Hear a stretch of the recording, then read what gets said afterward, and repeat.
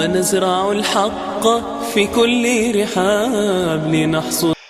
cilmi baaris sanado qaadatay oo uu sagaashameeyadii sameeyay titoor lagu magacaabo Titoor Yoshinori Ozomi oo ah dhakhtar u dhashay dalka Japan kuna takhasusay cilmiga biology-ga unugyada ayaa waxa uu titoorka ogaaday markii uu qofku gaajoodo in jirkiisu bilaabayo inuu iska saaro kolestaroolka, carbohydrateska, sokorta, dufanka iyo cusbooyinka dheeraadka ah ee ku keensan unugyada jirka, taasi oo keenaysa in uu jirku iska saaro unugyada dhintay iyo weliba kuwa naafoobay ama kuwa gabowga ah. Haddii unugyadaasi jirka laga saarin, waxay sababayaan kansar, gabow, asaasaq, sokor, cadaadiska dhiigga iyo cudurrada ku dhaca wadnaha, ayuu yiri titoorku.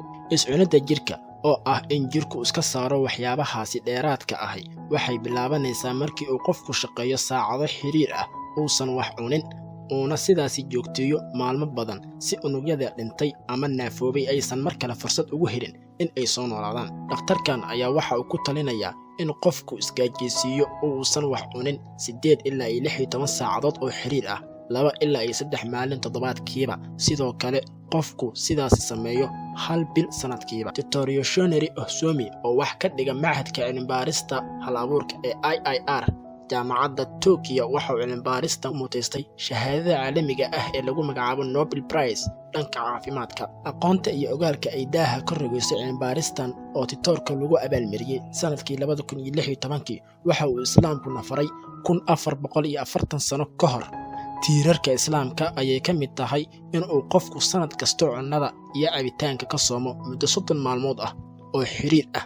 nabigeena nabadgelyo naxariis korkiisu ha ahaatee waxa uu muslimiintu u jeediyay in ay toddobaad kasta ka soomaan 2 maalmood, Isniinta iyo Khamiista.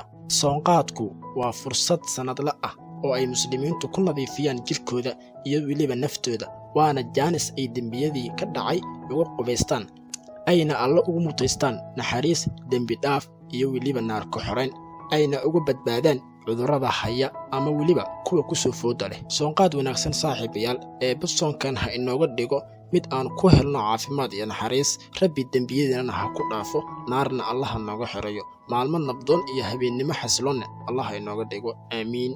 waad ku maasan tahay daawashada muuqaalkan. Fadlan ha hilmaamin inaad channelka subscribe dhahdo